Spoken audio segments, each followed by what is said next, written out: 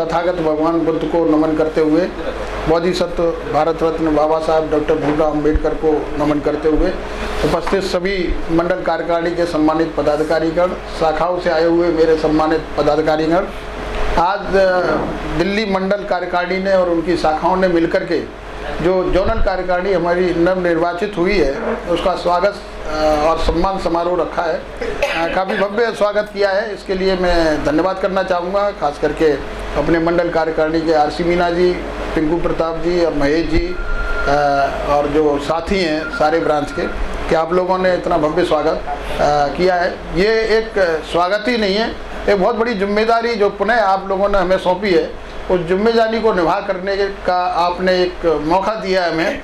और जिस तरीके से इतनी मालाएं जो आपने डाली हैं, ये हमारी अपनी जिम्मेदारी बन जाती है कि इन मालाओं का हम आपके सम्मान करें और कभी भी इस तरीके की समस्या आपके सामने ना आ पाए, जिससे कि हमारी पदाधिकारियों को और हमारे कर्मचारियों को और जो शाखा के तमाम साथी हैं उनको कोई असम्मान का सामना करना पड़े। क्योंकि जैसा कि मेरे बहुत सारे साथी यहाँ बैठे हुए हैं, देखा होगा कि ये all India SC/ST railway employee association, कभी जब हमने इसमें नौकरी में आए थे तभी से मैं इस एसोसिएशन में हूँ। इस एसोसिएशन के पास में किसी भी प्रकार की कोई सुविधा नहीं थी, न कोई बैठने की सुविधा थी, न कोई ऑफिस था, न कोई टेलीफोन था, न कोई रेस्ट हाउस होता था, न कोई कार्ड पास था। जितनी भी सुविधाएं मिली हैं ये बड़ी कठिन मेहनत करके, बड़ा परिश्रम करके ये सुविधाएं मिली हैं। तो इनको जारी रखने के लिए मैं आप सभी लोगों से अनुरोध करूंगा कि आप जो है संगठन का काम, बायलॉज जो हमारा बोलता है, बायलॉज के हिसाब से उसको पूरा करने का काम करें और एक एक कर्मचारी के पास जा कर के उनकी समस्याओं को सुने और समस्याओं को सुन के जिसका समाधान आप लोग कर सकते हैं वो उसका समाधान करें, और नहीं होती तो जोनल कार्यकारिणी की तरफ भेजें, जिससे कि हम ऊपर लेवल पर, GM लेवल पर उसका समाधान कर सकें। बहुत सारी समस्याएं वर्तमान में चल रही हैं। हमारे पास जो रेल मंत्रालय ने अधिकार दिया हुआ है, इन्फॉर्मल मीटिंग का अधिकार है। इन्फॉर्मल मीटिंग के माध्यम से हम अपनी जो कर्मचारियों की समस्याएं हैं, जो आरक्षण से संबंधित समस्याएं हैं, ट्रांसफर पोस्टिंग से संबंधित समस्याएं हैं, शोषण और उत्पीड़न से संबंधित समस्याएं हैं, उन समस्याओं को हम सरकार के अधिकारियों के सामने एजेंडे के माध्यम से रख सकते हैं और प्रॉपर हमारी साल में जो 2 बैठक होती हैं उस 2 बैठक को पूरा करने का मतलब प्रयास करें। अभी हमारी आधी जो अप्रैल में हमारा चुनाव हुआ है, हमने एजेंडा प्रस्तुत कर दिया अपने GM के यहाँ, जल्दी आपकी मीटिंग होगी और एक ट्रेनिंग प्रोग्राम रखा हुआ है हमने पदाधिकारियों की, अनुसूचित जाति जनजाति जितने भी पदाधिकारी हैं हमारे शाखा स्तर से, तो मंडल वाइज हम उनसे नाम लेंगे। अपने जो ट्रेनिंग स्वेच्छा से जो जाना चाहते हैं, जो समय देना चाहते हैं, जिसमें आपको विद ऑन ड्यूटी ट्रीट किया जाएगा, जैसे TA भी मिलेगा, तो आप उसमें ट्रेनिंग का फ़ायदा लें। क्योंकि जब हमने सबसे पहले जो ट्रेनिंग का आयोजन किया था, हमने चंदौसी के अंदर किया था और जिस 3 बैच के माध्यम से किया था, उन लोगों ने इतनी मेहनत की 3 बैच में, इतनी पढ़ाई की कि एसोसिएशन में तो कामयाब रहे ही रहे। और जितने भी लोग गए थे ट्रेनिंग में, उसमें से 90% लोग क्लास 2 में चले गए अपनी नौकरी में रहते हुए। तो एक बहुत बड़ी सुविधा हम लोगों को दी हुई है, जिसमें एस्टेब्लिशमेंट का रूल पढ़ाया जाता है, रिजर्वेशन से संबंधित जो रूल हैं वो पढ़ाए जाते हैं, और भी एसोसिएशन किस तरीके से आपको चलानी है वो भी सिखाया जाता है। तो ये सुविधाएं हम लोगों को जो भारत सरकार ने दी है उसका उपयोग करने के लिए मैं आपसे भी अनुरोध करूंगा, और संगठन को मजबूत करने के लिए, जिसमें जिस तरीके से मुझे अभी मालूम पड़ा आप लोगों के माध्यम से कि कुछ इस तरीके का विवाद हुआ, इसमें विवाद की कोई परिभाषा या विवाद कोई मेरी समझ में आता नहीं है। क्योंकि मेरे पास एक उदाहरण है, मेरे पास एक मंडल मंत्री हुआ करते थे चंद्र सिंह खनंगवाल, जो बिल्कुल अनपढ़ आदमी था, जिसको ABCD भी नहीं पता था। चुप रहो यार, बोलने दो मुझे। मतलब इस तरीके की बातें विवाद पैदा करती हैं। वो DRM के कमरे में कभी भी उन्होंने टाइम नहीं लिया, DRM के कमरे में जाके पैर से वो खोलते थे, आई चंद्र सिंह खनंगवाल = DRM, सामने बैठ के बात करता था और उसकी DRM बात सुनता था।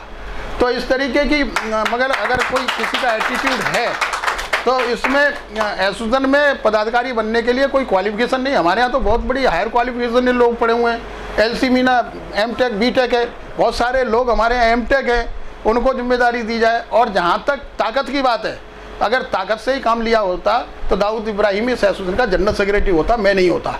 तो संगठन को चलाने के लिए, संगठन को मजबूत करने के लिए जो परिभाषा बायलॉज में दी गई है उस परिभाषा का अनुपालन करते हुए आप संगठन को चलाएं और संगठन को मजबूत करें। जब संगठन मजबूत होगा तो हम लोग मजबूत हो पाएंगे और हम लोग मजबूत होंगे तो अपने कर्मचारियों की समस्याओं का समाधान कर सकेंगे। यही मेरा आप लोगों को संदेश है कि आप अपने मंडल को सुचारू रूप से चलाने के लिए सभी एक एक साथी जो हमारे ब्रांच शाखा स्तर के हैं सबको सम्मान देने का काम करें।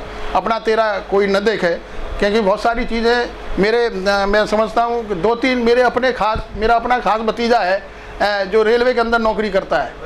मैंने आज तक कभी प्रयास नहीं किया कि उसको मैं कहूँ कि इसको ब्रांच सेक्रेटरी बना दो, जबकि उसकी 10 साल की 12 साल की नौकरी हो गई। कभी नहीं किया। वे अपनी काबिलियत से, अपने काम करने से अगर उसको काम मिलेगा तो वो करेगा, नहीं तो अदरवाइज़ हमने कभी कोई सिफारिश नहीं की। तो मैं समझता हूँ इस संगठन को मजबूत करने के लिए दिल से अपनी सारी बातों को भुला करके, मन से अपनी सारी बातों को भुला करके संगठन को मजबूत, क्योंकि ये हमारा अपना घर है।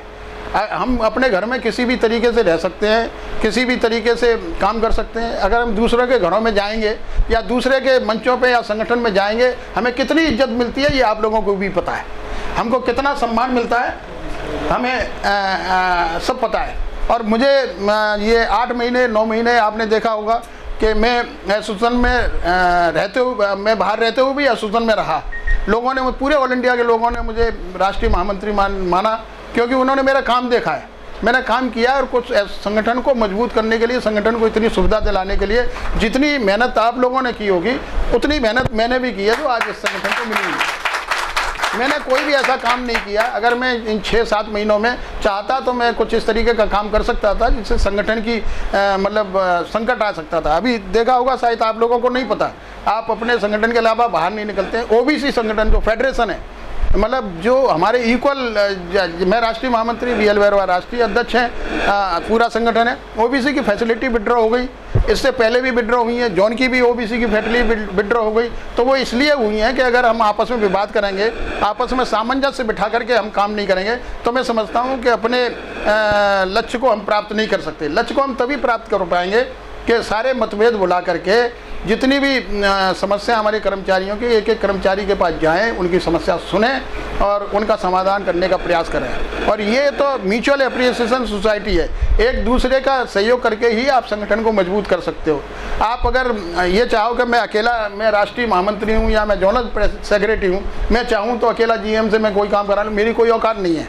और ना ही प्रेम सिंह का कोई अपना अलग से वर्चस्व है। एसोसिएशन इनके साथ है, मैं इनके साथ हूँ। कभी भी कोई ऐसा काम अगर आता है तो कम से कम कर्मचारी इकट्ठे होकर के उसका, आज दिल्ली डिवीज़न में मैं तो नहीं कहता कि समस्याएं हैं, पूरे इंडियन रेलवे में समस्याएं इस तरीके की जिस तरीके की दिल्ली डिवीज़न में, लेकिन मैं समझता हूँ कि अगर हमारे रहते हुए जोनल कमेटी जहाँ पर हो, सेंट्रल कमेटी के लोग जहाँ पर हों, उसके बावजूद भी अगर पदाधिकारी या कर्मचारी परेशान हो तो मैं समझता हूँ हमारे लिए इससे बड़ी दुख की बात और कोई हो नहीं सकती।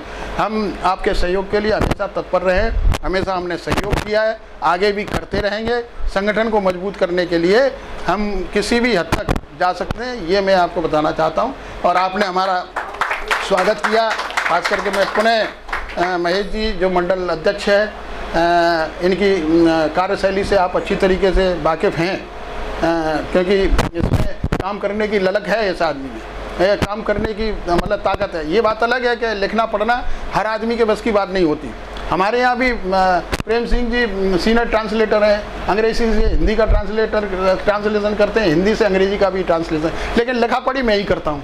ऐसा नहीं है ये लिखा पढ़ी नहीं जानते, ऐसा नहीं है लिखा पढ़ी नहीं जानते, लिखा पढ़ी जानते हैं, लिखा पढ़ी मैं ही करता हूँ। तो मैं समझता हूँ कि कुछ लोग ये पूरी 5 आदमी कमेटी या 31 आदमी कमेटी इसलिए होती है कि हर तरीके का आदमी उस कमेटी में होना चाहिए, हर तरीके के आदमी को उस कमेटी में सम्मान मिलना चाहिए। और सम्मान मिलेगा तभी लोगों का हौसला बढ़ेगा, तभी लोगों का साहस बढ़ेगा और किसी भी अधिकारी की हिम्मत नहीं पड़ेगी कि आपका कोई शोषण कर पाए, आपका कोई उत्पीड़न कर पाए। मैं पुनः महेश और RC मीना, पिंकू प्रताप अम्बेडकर, पदम सिंह जी और ख़ास करके मेरी जोनल कार्यकारिणी की जो कोमल गौतम नहीं चुनी है, इनकी विशेषता एक ये है, आप इनसे पूरा सहयोग ले सकते हैं। इन्होंने बताई नहीं, रोस्टर की ये मास्टर हैं कोई भी रोस्टर अगर कहीं गलत हो रहा हो तो इनकी सलाह लो। ये ड्यूटी बना के आएंगी और आपके रोस्टरों को चेक करेंगी। और ख़ास करके ये हमारी रजनी बाला बैठी हुई है लड़की, बहुत मतलब अच्छा लगा इनके यहाँ जो बैठक हुई थी। बाबा साहब अम्बेडकर के बारे में पढ़ना शुरू किया हमारे बच्चों ने। इतना अच्छा मतलब बाबा साहब के बारे में थॉट्स रखना, मैं समझता हूँ आम आदमी के बात बस की बात नहीं है। बहुत अच्छी बाबा साहब के ऊपर अध्ययन किया है। तो इसी प्रकार से हम बाबा साहब के अनुयायी हैं। बाबा साहब की विचारधाराओं को आगे लेकर के चलें और अपने संगठन को मजबूत करें। धन्यवाद। जय भीम, जय भारत।